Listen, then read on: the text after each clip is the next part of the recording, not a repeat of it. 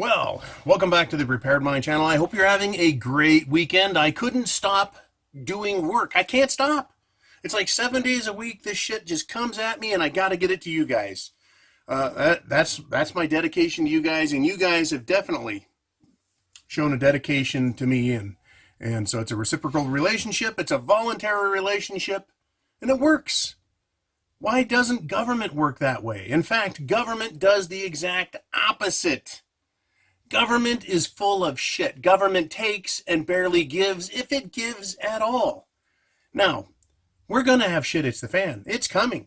It's inevitable. We've been laying it out day after day, watching this slow chugging as the train just coasts on into Crapville.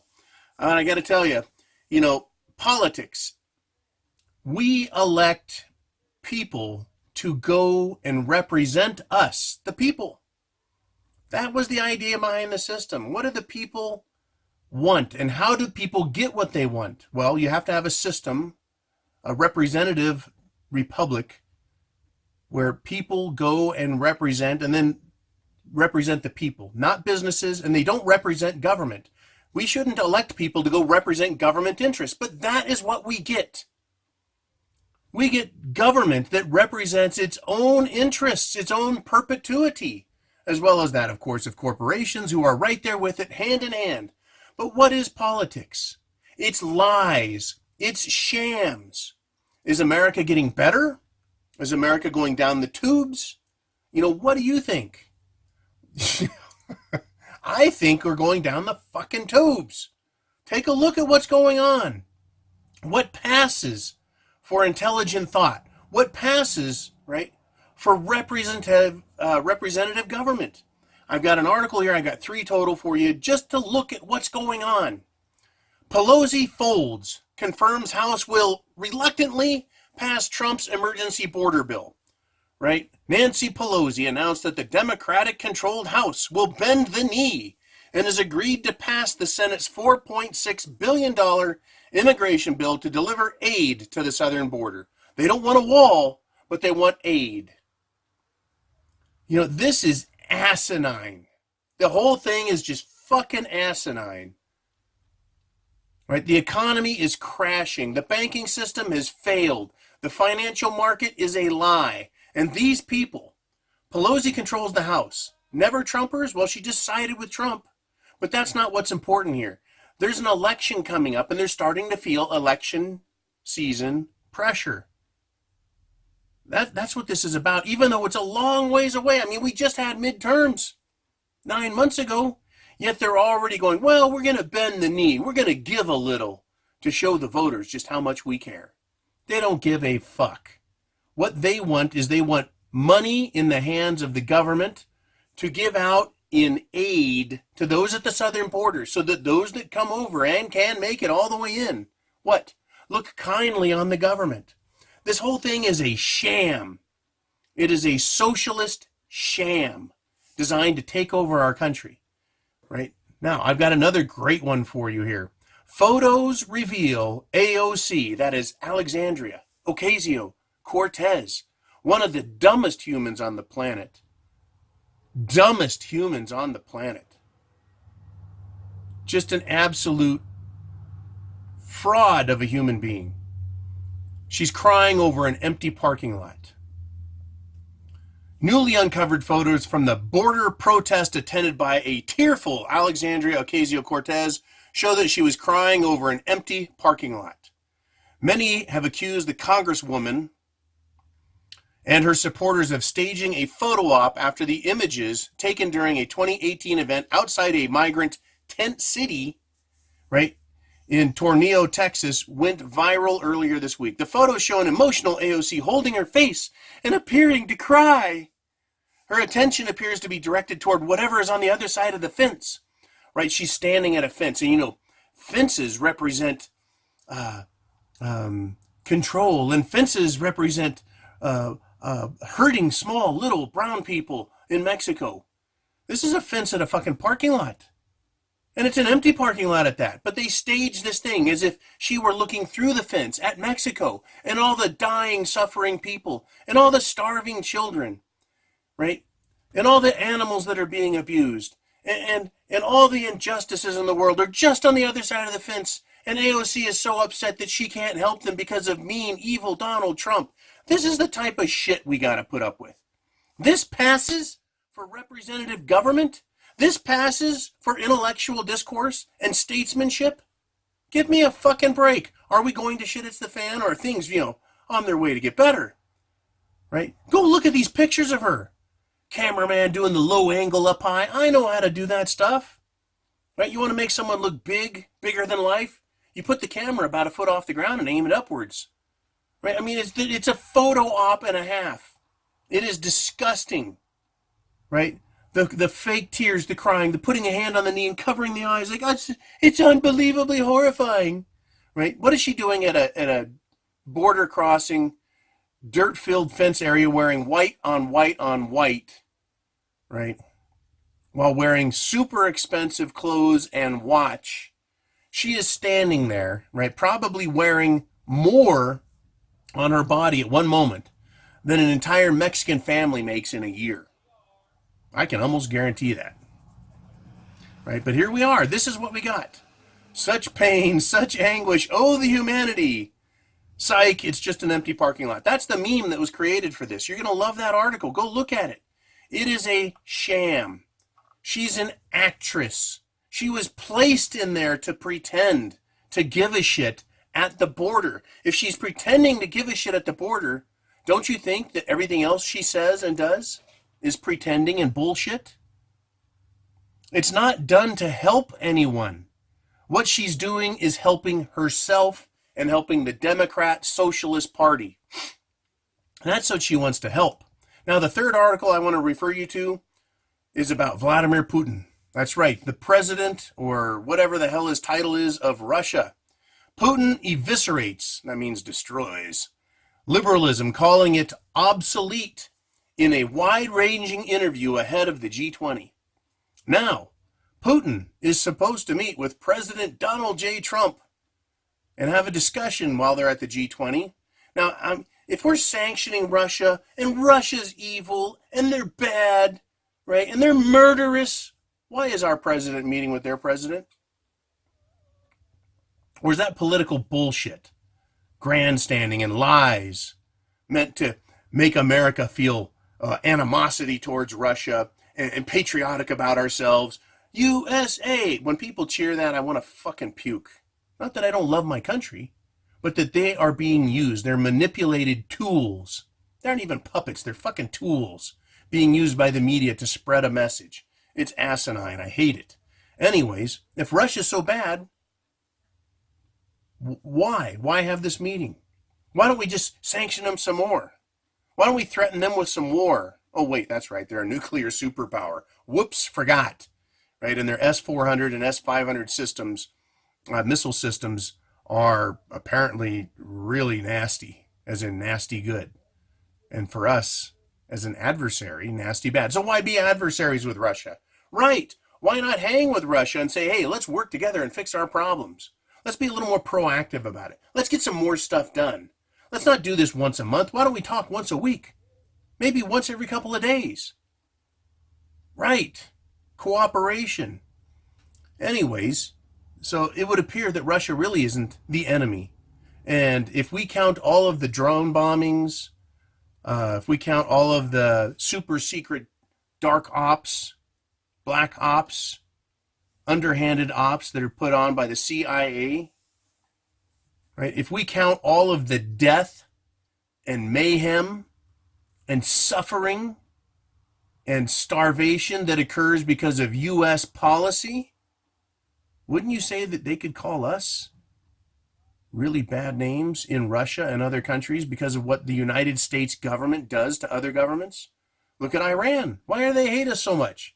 Well, could it be that they are having to suffer year after year and decade after decade under restrictive economic sanctions that are placed on a sovereign government by our government, the United States government, in order to try and make that other government conform to what we want them to do? That is undue influence. If someone came to your house, right, and dug a trench in front of your driveway so you couldn't get your car out, would you consider that an act of friendship? They're hampering your ability to move, to go to work, to get food. Would you be happy with them? Would you want to say nice things about the asshole that dug your driveway up with a tractor? Fuck no, you'd be pissed. Pissed as hell. Right? Because you economically disadvantaged them. You made things difficult. You made their life hellish. Right? That's what the United States government has done to many, many countries. And it results in economic hardship, recession, depression, starvation, people having a low standard of living and a low quality of life because of that behavior by another government. America, the United States of America, rather the United States government is guilty of horrifying acts against innocent civilian people around the world. It's shameful. It's absolutely shameful. And the United States isn't alone. Like I said, Russia's bad. Oh, he's a murderer. Murderous Putin. If Putin is a murderer, should President Donald J. Trump sit across the table from him and have tea? No, if he's a murderer, get the fuck out of there, Prez. It's ridiculous, right? Now, on the other hand, considering everything that the United States government does, should Putin take a chance and sit in the room with Trump? Could ask that same question. Get the fuck out of there, Putin. Right? You're taking your life in your own hands. He's got the military-industrial complex, black ops, underhanded, murderous Secret Service around him. That's right. Secret Service was involved in the murder of JFK, President of the United States. All right. Well, let's see what Putin says. He calls liberalism obsolete. Who is he to say that? Well, his country has the lowest amount of debt of any first world nation in the world. As a percentage of GDP, Russia has nil. Almost nothing in debt, especially when compared to both China and the United States and the EU. Very little debt. Why? Because they've abandoned liberal concepts of borrowing money from the future and spending it through social programs and corporate welfare in order to make the wealthy richer and the poor feel like they're getting a good shake, all while going into debt, right? Encumbering generations of citizens to pay that back so that they can continue to get elected. Right, that's exactly what Pelosi and AOC are doing. The new Green Deal, let's borrow money today and control everything. Putin knows. How does he know? It's not just that he's doing a good job, all things considered, definitely with Russia. He lived through the end of the Soviet Union. If he's older than me, he lived through part of the 60s, 70s, 80s, 90s, right? When the Soviet Union was massively powerful, huge, blowing tons of money, trying to keep up and have this Cold War go on. And then they got crushed. They failed economically. The system crashed on Soviets. Right. Liberalism, communism, socialism fails. Fails. It fails utterly. That's why he's calling it obsolete. It is absolutely obsolete. If you ever listen to Putin talk, by the way, with a translator, of course, because he's Russian, he's calm, he's cool, he's reserved. He's thoughtful, and he will explain his positions in detail. He's not afraid to speak, and he speaks, as far as I'm concerned, a more direct truth. He's not like Nancy Pelosi lying and saying, we're going to do this for the good of the people, when she's lying and it's about herself and the Democrat Party. He's not like AOC, who's appearing for a photo op with his staged horse shit. Right? Putin is leading his country. I wish our leaders would lead our country instead of leading themselves to the fucking pig trough where they gorge themselves in power and wealth. Anyways, Putin, quote, this liberal idea presupposes that nothing needs to be done, that migrants can kill, plunder, and rape with impunity because their rights as migrants have to be protected. Every crime must have its punishment. The liberal idea has become obsolete. It has come into conflict with the interest of the overwhelming majority of the population. Well, isn't that interesting? Right? Putin said, quote, what happened in the U.S. and how did it happen? In the U.S., the leading U.S. companies, small writing, The companies, their managers, shareholders, and partners made use of these benefits. The middle class hardly benefited from globalization. The Trump team sensed this very keenly and clearly, and they used this in the election campaign. Yes, he did. Trump did. He talked about the big fat bubble and interest rates. Putin continues, it is where you should look for reasons behind Trump's victory rather than in any alleged foreign interference, right? That was his comments on election interference. But he also speaks, interestingly, to what needs to be fixed. Immigration. The things that Trump campaigned on should be the things that he does while president. Ah, boy. Go ahead and read his quotes. He has quotes on the U.S.-China trade war, a nuclear arms race, Syria and Venezuela, relations with the UK, the Russian economy, spies and treason, sexual diversity. That's right. Putin has something to say about our LGBTQIP. Did I miss any letters, Lucas? Okay. Yeah, I think I got them all this time. He speaks on it. He says, I'm not trying to insult anyone, but we have no problem with those persons, right? But he says they claim now that children can play 5 or 6 gender roles, right? And he disagrees with that. He has a disagreement, but his disagreements are intellectual. What he doesn't do is he doesn't run to people's emotional side and pander to them and make promises to them and capitulate to them in order to gain political favor, to curry more votes. Putin has remained elected, because he has fixed elections and he's violent and murders people. Hello, Clintons? Right? But they claim that about Putin. Yet he continues to make his country a better place. He is making Russia great again. I would like America to be great again. Right? But we're having a hell of a time getting there, right? When we got people like Nancy Pelosi, and I won't even call her a leader, and people like AOC, right? Alexandria Ocasio-Cortez. She's there to what? To enrich herself, to push a social engineering agenda, a political engineering agenda, and an economic engineering agenda. And in all 3 of those cases, none of it will benefit free Americans. It will only benefit the entitled slave class in this country. And it's a country that I'm continuing to see go down the wrong path. It's a very destructive path. Anyways, thank you. I've got more to come this weekend. I can't get enough out. I've got other parts of my life to deal with, but you guys are a huge priority. Coming to the Prepared Mind channel, the network, and getting this stuff out, it's critical. Go to thepreparedmind.club for your prepper items. You need food, water, shelter, clothing, medicine, means of self-defense. Right? We've got new items there. We also have reference works on how to garden, how to do defense, prepping books. Get them if you don't already have a plan, or if you do have a plan and you want to help improve them, because chance favors the prepared mind is yours. I'll talk to you guys very soon. Semper Fi, Godspeed. Have a great weekend.